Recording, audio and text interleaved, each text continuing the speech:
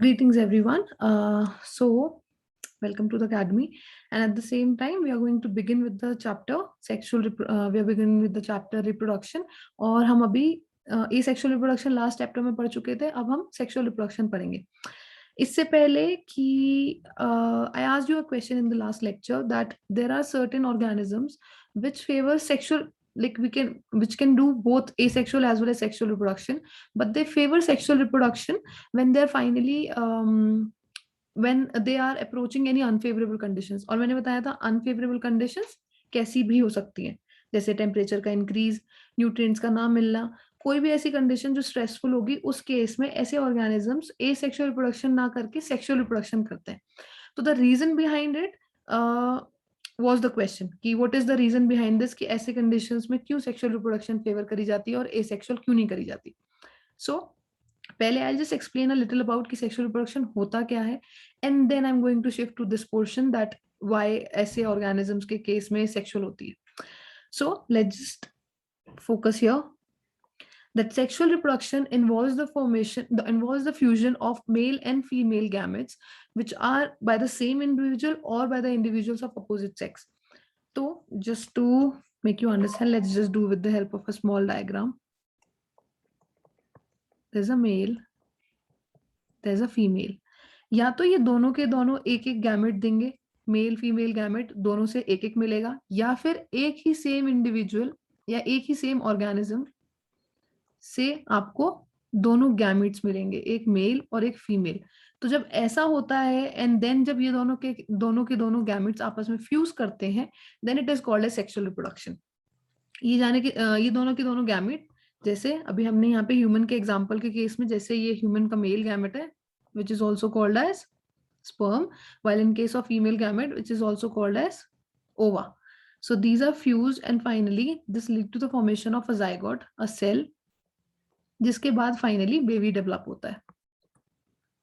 सो zygote बना जिससे finally later on baby develop होता है. So this is the whole process of sexual reproduction, specifically in case of humans, and this leads to the development of इस zygote से finally पूरा नया baby बन जाता है. It's a very elaborate and a complex process. इसमें बहुत कुछ चीजें होती हैं and it is a very detailed process, but we are just having a brief here first. As compared to asexual reproduction, sexual reproduction में बहुत काम होता है, बहुत इलेबोरेटिव होता है और बहुत सारी चीजें होती हैं उसके केस में. एसेक्सुअल रिप्रोडक्शन जैसे हमने अभी तक सुना था, it is comparatively and fairly simpler as compare to this one, because of the fusion of these male and female gamete. एक मेल गैमेट बनाते हैं, एक फीमेल गैमेट बनाते हैं, और दोनों एकदम एक दूसरे से कॉम्पोजिशन में डिफरेंट होते हैं. तो जो नया ऑफस्प्रिंग बनता है, they are not identical to the parents. आप कभी देखेंगे normally, generally in majority of the cases, आप एग्जैक्टली बिल्कुल अपने पेरेंट्स जैसे नहीं दिखते हैं, एकदम क्लोन नहीं दिखते हैं कि मतलब बिल्कुल एग्जैक्टली टोटल बिल्कुल आप अपने पेरेंट्स जैसे दिखेंगे, ऐसा नहीं होता है. some cases there are as well कि जैसे like the daughter is very much similar to the mother, like the son is very much similar to the father. कोई भी रीजन हो सकता है, बट हाँ मेजोरिटी ऑफ द केसेस आप एकदम क्लोन एग्जैक्ट 100% आप एकदम एग्जैक्टली अपने पेरेंट्स जैसे नहीं दिखते हैं. रीजन बीइंग, आपका एक जो गैमीट है वो मेल से आया है, वो आपके फादर से आया है, और एक जो गैमीट है वो आपकी मदर से आया है. तो दो अदर अलग अलग जगहों से एक चीज आके फ्यूज कर रही है. That is the only reason कि आप अलग दिखते हैं. आप उनसे कुछ कुछ कैरेक्टरिस्टिक्स लेके आते हैं. आपका कुछ पापा से मैच करता है, आपका कुछ माँ से मैच करता है. So that's why you are not completely identical. And यहीं पे उस क्वेश्चन का आंसर है कि why organisms favor sexual reproduction in case of unfavorable conditions. So that's the portion जहाँ पे हम next ये discuss करेंगे कि why it is so, right? तो हम ये डिस्कस करने वाले हैं कि सेक्सुअल रिप्रोडक्शन क्यों अनफेवरेबल कंडीशंस में फेवर करी जाती है. सबसे पहली बात, ऑलरेडी मैंने आंसर दे दिया है, I am just going to highlight it again. एक मेल गैमेट आता है और एक फीमेल गैमेट आता है. ये दोनों के दोनों फ्यूज करते हैं जिससे जाइगोट बनता है. इस केस में जस्ट बिकॉज दो गैमीट दो अलग अलग पेरेंट्स से आए हैं, एक मेल से और एक फीमेल से, दो गैमीट दो अलग अलग पेरेंट्स से आए हैं, उसी की वजह से इस तरीके के फ्यूजन को बोल रहे हैं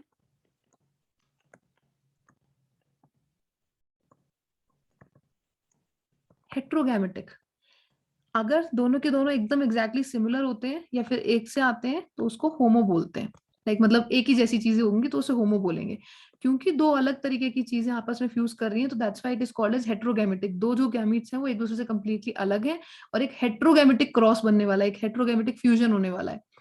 इसकी वजह से जो होता है, ये जो जाइगोट है या जो ये बेबी बनेगा, it is non identical to the parents. वो अपने पेरेंट्स से एकदम सिमिलर नहीं होता। दैट्स द रीजन, क्योंकि उसके अंदर अलग अलग तरीके के जीन्स आते हैं, कुछ माँ से, कुछ पापा से, कुछ सेल्फ डेवलप होते हैं। इसी की वजह से the baby is able to survive under stressful conditions. ऐसा ऑफस्प्रिंग, ऐसा बेबी, ऐसा फ्यूचर जनरेशन ज्यादा बेटर सर्वाइव करती है स्ट्रेसफुल कंडीशंस में कंपेयर टू एन ऑफस्प्रिंग जो एसेक्सुअल रिप्रोडक्शन से प्रोड्यूस होती है। Because it is exactly like the parent, उसके अंदर एग्जैक्टली पेरेंट्स जैसी परेशानियां होंगी, उसके अंदर एग्जैक्टली पेरेंट्स जैसी अच्छाई भी होगी। सो वो सारी की सारी चीजें एग्जैक्टली जो पेरेंट्स ने सफर करी है वही चीज होती है।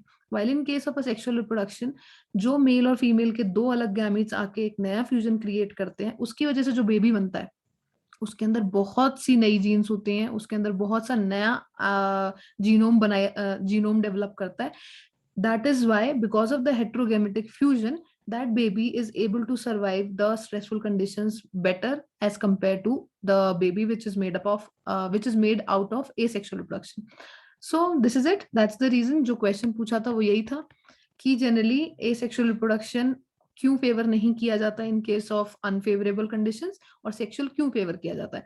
So just because of the heterogametic fusion ऐसा होता है। I hope that is clear and we are going to move further. And further में भी हम कहाँ मूव कर रहे हैं, मैं आपको 3 स्टेजेस बताऊंगी। एक सेक्सुअल रिप्रोडक्शन के अंदर, जस्ट बिकॉज अभी हमने बताया कि सेक्सुअल रिप्रोडक्शन बहुत कॉम्प्लेक्स प्रोसेस है, उसके अंदर बहुत डायनामिसिटी है और बहुत सारी चीजें उसके अंदर इन्वॉल्व होती हैं। सो दैट्स द रीजन एक सेक्सुअल रिप्रोडक्शन, एक मतलब I mean the sexual reproduction it's not that easy and it's a worry step wise manner और एक पर्टिकुलर प्रोसेस में चलता है। सो एक सेक्सुअल रिप्रोडक्शन के अंदर, एक सेक्सुअल रिप्रोडक्शन के अंदर 3 फेजेस होते हैं, pre fertilization, fertilization and post fertilization. Fertilization किसे बोलते हैं, वो जो मेल और फीमेल गैमेट होते हैं वो फ्यूज करके जब जाइगोट बनाते हैं, दैट्स कॉल्ड एज फर्टिलाइजेशन। सो इस जाइगोट के फॉर्मेशन से पहले प्री प्रोसेस होता है जिसमें प्रिपरेशन करते हैं, एंड देन इस जाइगोट के बनने के बाद पोस्ट फर्टिलाइजेशन प्रोसेस होता है that involve something else. So overall मैंने आपको ये बता दिया कि एक सेक्सुअल रिप्रोडक्शन के अंदर 3 फेजेस होते हैं। सो सबसे पहले कौन से शुरू करेंगे, प्री। प्री में छोटे छोटे चेंजेस देखने को मिलते हैं। जब एक पर्टिकुलर ऑर्गेनिज्म रिप्रोडक्टिवली मैच्योर हो जाता है, देन उससे पहले पहले कुछ चेंजेस आते हैं बॉडी के अंदर। जैसे ह्यूमंस के केस में आप अडोलेसेंस में देखते हैं कि लड़कियों के केस में मेंस्ट्रुएशन स्टार्ट हो जाता है, लड़कों के केस में आवाज भारी हो जाती है। तो there are different changes which happen and I'm going to show you a very brief video which will actually describe कि humans के केस में क्या changes आते हैं। Let's just read it together just to finally describe that there are certain phases which like एक term use करी जाती है in post phases और pre phases के लिए, तो वो हम पढ़ रहे हैं। All organisms have to reach a certain stage of growth and maturity। एक पर्टिकुलर स्टेज तक आपको पहुंचना पड़ता है, इससे पहले कि आप रिप्रोडक्टिवली एक्टिव हो उससे पहले आपकी बॉडी के अंदर कुछ ग्रोथ चेंजेस, कुछ मेच्योरिटी चेंजेस आते हैं, राइट। वो वाले पर्टिकुलर पीरियड को, जब तक ये जो पीरियड आ रहा है जिस दौरान you are getting reproductively mature, you are getting prepared for the maturity, इसके बाद आप रिप्रोडक्टिवली फर्टाइल हो जाएंगे। तो उस पर्टिकुलर उससे पहले वाले जो फेज होता है इसको बोलते हैं juvenile phase. That period of growth is called as the juvenile phase. हमारे एनिमल्स के केस में ऐसा बोला जाता है। While in case of plants इसी जुवेनाइल फेज को ही, जुवेनाइल फेज ही होता है बट इट को बोलते हैं वेजिटेटिव फेज। सो जब तक प्लांट्स अपने आप को रिप्रोडक्टिवली एक्टिव करने के लिए प्रिपरेशन कर रहे हैं वो प्लांट्स में बोला जाता है वेजिटेटिव फेज। बट जब एनिमल्स ये सेम चीज करते हैं तो उनके केस में बोला जाता है juvenile phase. Okay, this phase is of variable duration. हर किसी ऑर्गेनिज्म में अलग अलग टाइम पीरियड का होता है, किसी में कितने मंथ्स का, किसी में कितने सालों का। सो इट ऑल डिपेंड्स, हर किसी का अपना अपना होता है, आप कंपेयर नहीं कर सकते। अब the interesting part where I am going to show you a video and then we are going to continue forward, that first I'll just give you like few seconds to have this question अपने हिसाब से and then I'm going to show you the video। Can you list the changes which are seen in human beings that are the indicative of reproductive maturity? We are in class, like I believe you guys all are in class 12th, so you already have attained that reproductive maturity. आपका juvenile phase finish हो चुका है या फिर आपने वो attain कर लिया है, तो you must have noticed changes, right? The girls must have noticed certain changes, the boys must have noticed certain changes. तो आपके according just give yourself few seconds and just think of the changes. आपके अंदर क्या क्या बदलाव आए थे किसी भी तरीके के, एंड इट्स कम्प्लीटली ओके. हर किसी ने कुछ नया महसूस किया होगा, हर किसी ने कुछ अलग चीज एक्सपीरियंस करी होगी. सो कोई कंपैरिजन वाली बात नहीं है, everybody has their own, but there are certain things which are common just because we all are humans, right? So हम मैमल्स में ह्यूमन वाली कैटेगरी को बिलोंग करते हैं, तो देयर आर सर्टेन चेंजेस जो सब में कॉमन होते हैं, and there might be something जो आपके हिसाब से कुछ स्पेसिफिक रहा हो आपके लिए. सो let's just take this few seconds and then we are going to move forward towards the video. Think of the changes till the time I'm shifting the screen. Till the time I'm shifting the screen to the video that we are going to see. So think of the changes and then let's see it together. Changes at sexual maturity. Both boys and girls undergo thick hair growth in armpits and genital areas between thighs. Thinner hair on legs, arms, and face, and oily skin and appearance of pimples. सबसे पहले सबसे interesting चीज और सबसे commonly आप लोगों ने observe कर ली होगी, जेनाइटल एरियाज और आर्मपिट्स वाले एरिया में आपके केस में ऐसा होगा कि हेयर ग्रोथ बढ़ जाती है. There is a thick hair growth उस दौरान, जैसे ही एडोलेसेंस आना शुरू होता है. सिमिलरली बॉडी पे जनरली छोटे बच्चे के कोई खास इतने बाल नहीं होते हैं एक्सेप्ट सम, बट हाँ ओवर द टाइम आपको वो भी चीज देखने को नोटिस करेंगे कि इंक्रीज करेंगे आपके लेग्स पे, आर्म्स पे, फेस पे बहुत ज्यादा बाल, मतलब कंपैरेटिवली बाल आने लगेंगे, लेकिन there would thin hairs. And the interesting fact, इस टाइम पे एक्ने बहुत होना शुरू हो जाता है, पिंपल्स होने की परेशानी शुरू हो जाती है. एवरीबॉडी नोटिसेस दिस कि एक साथ ऑयली स्किन हो जाती है एंड पिंपल्स बढ़ जाते हैं. Among girls, beginning of ovulation from the ovaries and menstrual cycle, enlargement of breasts due to deposition of fats, darkening of nipple skin, stoppage of growth of bones and height, and maturation of secondary sex organs like fallopian tubes, uterus, etc. Interesting fact, ये सारा के सारा females के साथ associated है. Obviously I just mention कि menstrual cycle, menstruation start हो जाता है, ब्रेस्ट का एनलार्जमेंट होना शुरू होगा, breast would be properly developed now. अब everybody these are very superficial changes जो बहुत आराम से सबको दिख जाते हैं. Then there is darkening of the nipple skin. Obviously breast के ऊपर जो निपुलर एरिया रहता है वो कंपैरेटिवली ज्यादा डार्क कलर अटेन करता है. देन इसके अलावा ग्रोथ ऑफ बोन्स, बोन्स की ग्रोथ वगैरह जो होती है कंपैरेटिवली इस टाइम पे रुकने लगती है, हॉल्ट की तरफ आने लगती है. जो भी आपकी मेजर ग्रोथ है वो आपकी ऑलरेडी आ चुकी होती है इसी टाइम पे. इसीलिए this is generally said, but I will not say that this is always true in all the cases, कि कहते हैं मेंस्ट्रुएशन तक ही लड़कियों की कंपैरेटिवली हाइट बढ़ती है, उसके बाद just because growth of bones रुक जाती है, उसी की वजह से आपकी हाइट की भी लेंथ, मतलब आपकी लेंथ और आपकी हाइट स्टॉप हो जाती है. However, there have been many cases जिन केसेस में मेंस्ट्रुएशन के बाद भी लड़कियों की हाइट बहुत बढ़ती है. So it is not completely strict कि जो मैं आपको चेंजेस बता रही हूँ वो एग्जैक्टली वैसे के वैसे होंगे, but there would be changes comparatively, right? So वो सारे के सारे जो चेंजेस हैं वो सारे के सारे मैंने आपको मेंशन करे.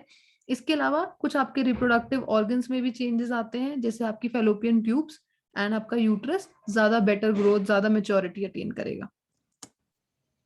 Among boys, the germ cells of seminiferous tubules of testes start producing sperms.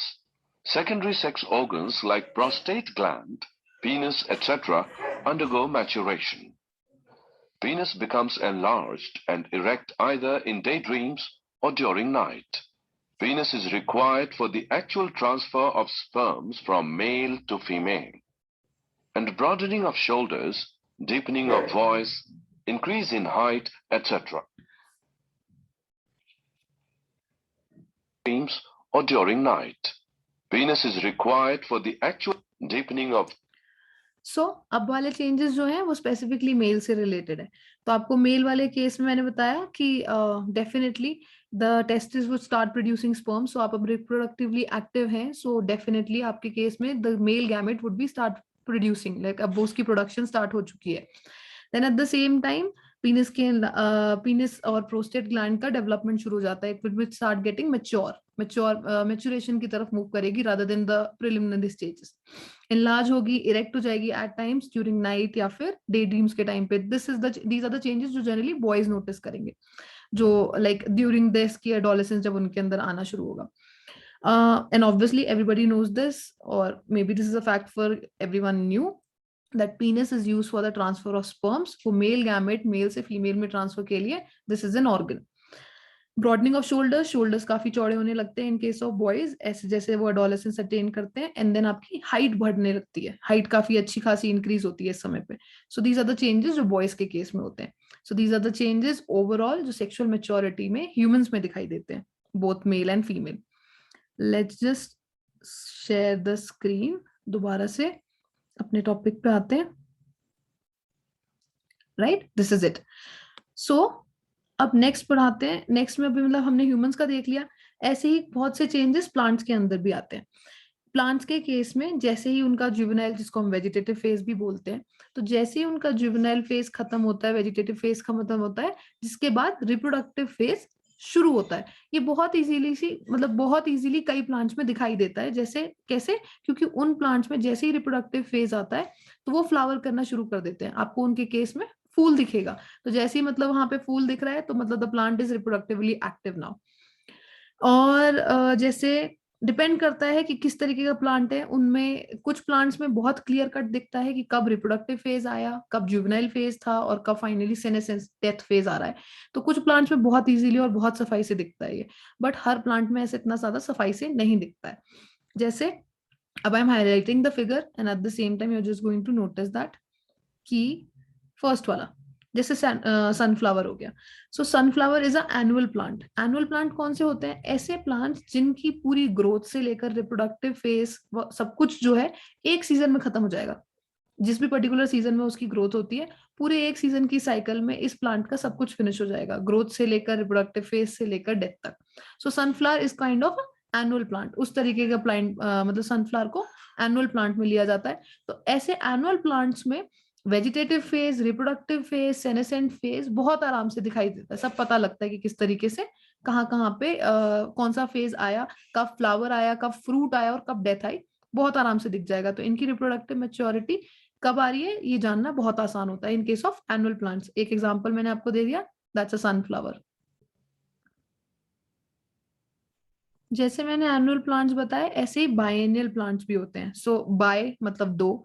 So annual में क्या होता है, सारी की सारी साइकिल एक सीजन में खत्म हो जाएगी उस प्लांट की, while in case of biennial 2 season में फिनिश होती है। सो दैट्स वाई उन्हें बायएनियल प्लांट बोलते हैं।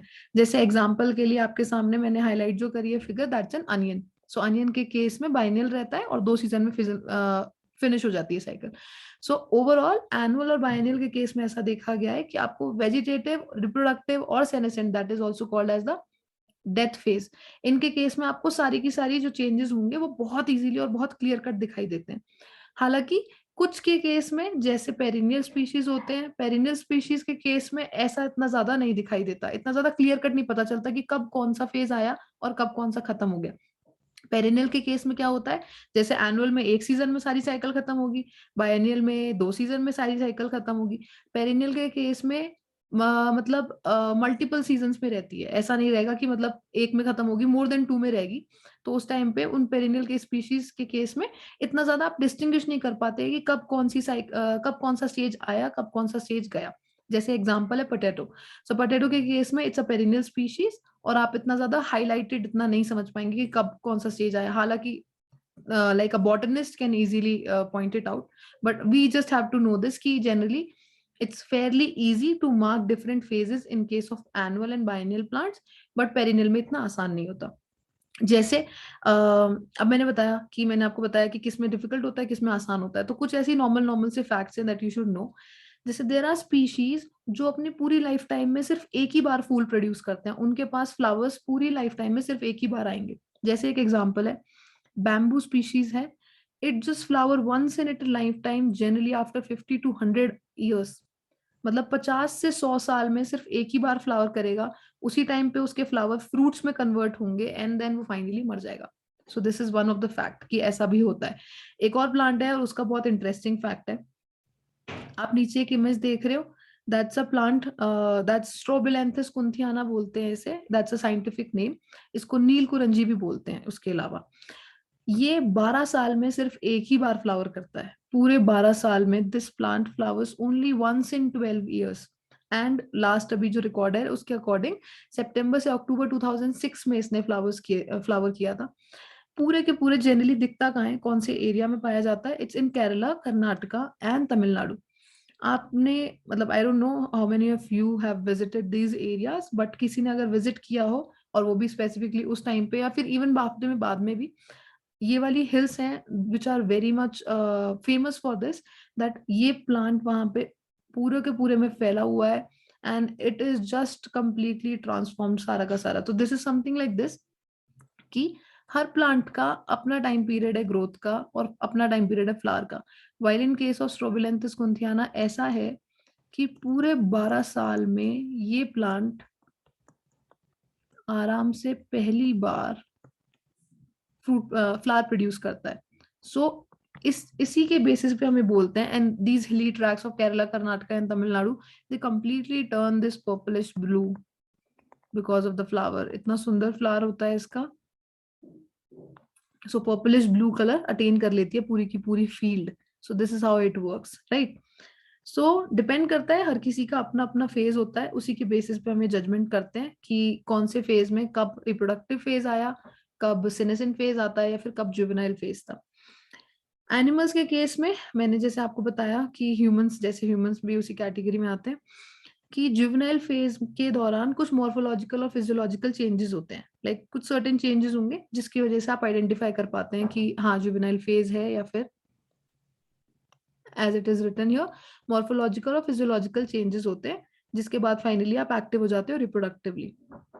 एंड डिपेंड करता है, हर किसी ऑर्गेनिज्म का रिप्रोडक्टिव फेज एक पर्टिकुलर लेंथ का होता है जिसे आप कंपेयर नहीं कर सकते, it can be different for any organism. जैसे देर आर सर्टेन बर्ड्स जो जनरली मतलब जो नेचर में रेगुलर वाली जो सारी बर्ड्स है, वो एग्स सिर्फ कुछ पर्टिकुलर सीजन में ही देती हैं। हर टाइम बर्ड्स एग्स नहीं देती, कुछ पर्टिकुलर सीजन में ही बर्ड्स एग्स देती हैं जिस टाइम पे वो रिप्रोडक्टिवली एक्टिव होती हैं।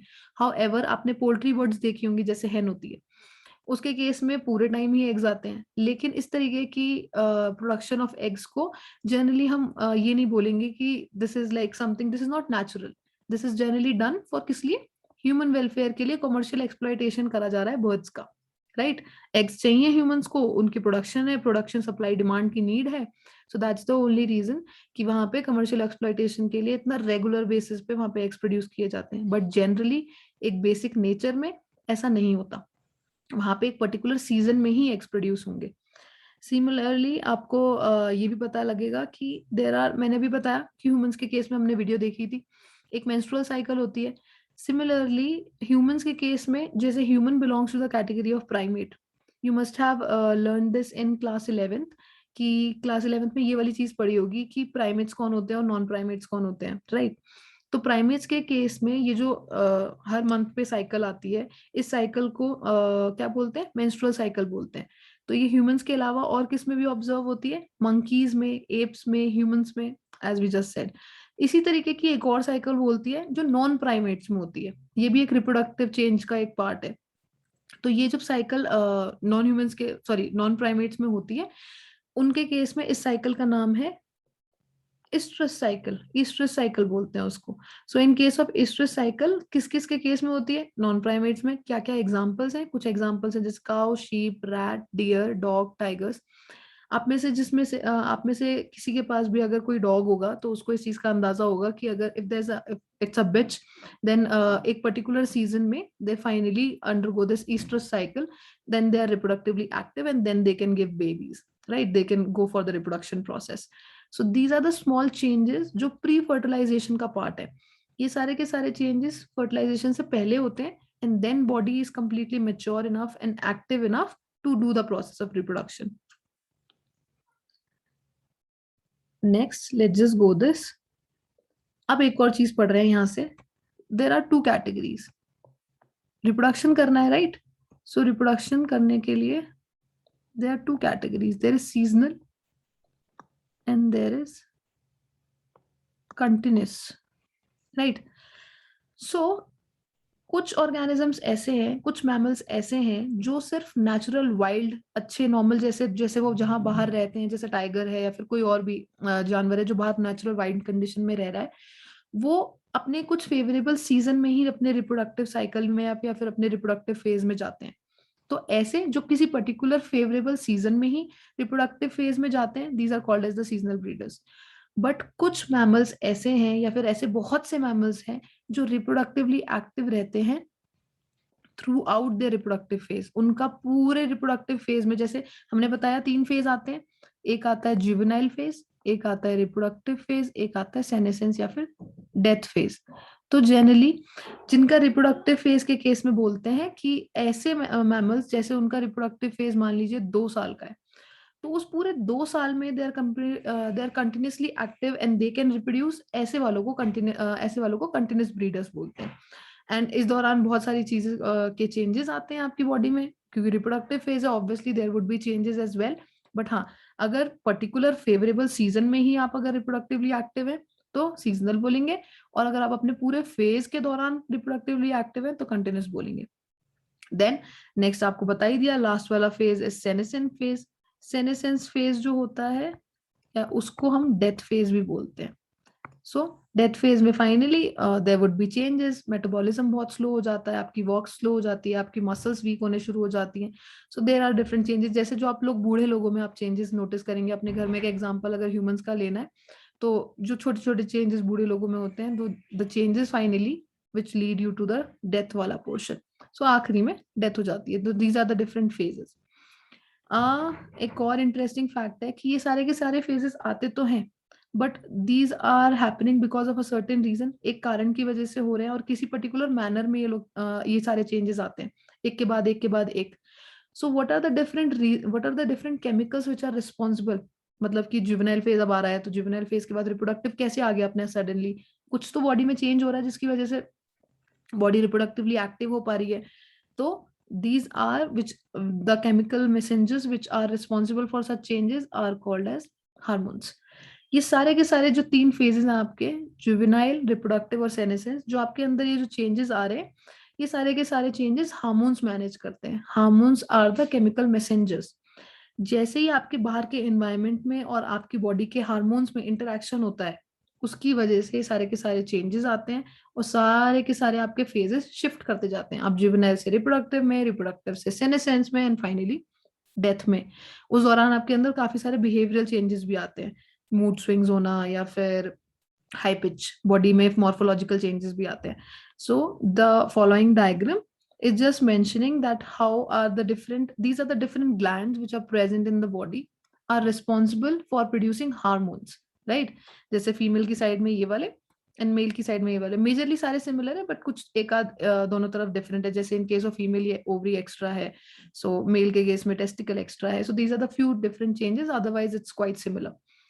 So these are the different glands. And ये सारा जो हार्मोन है वो किस सिस्टम के थ्रू रेगुलेट होता है? That's called as the endocrine system. So endocrine system के बेसिस पे ये सारा का सारा हार्मोन्स आर रेगुलेटेड, और बॉडी में डिफरेंट डिफरेंट ग्लैंड्स हैं, अलग अलग जगह पे प्रेजेंट है, एंड ये सारी की सारी रिस्पॉन्सिबल है हार्मोन्स रिलीज करने के लिए, जिसकी वजह से आप जुवेनाइल से रिप्रोडक्टिव फेज में और रिप्रोडक्टिव से सेनेसेंस वाली डेथ फेज की तरफ चलते हैं। So these are very important chemical messengers which should be regulated in the body. And अगर इनका रिलीज अच्छा नहीं रहता तो आपके ये सारे के सारे बॉडी के डिफरेंट स्टेजेस भी बहुत अच्छे रेगुलेट नहीं हो पाते।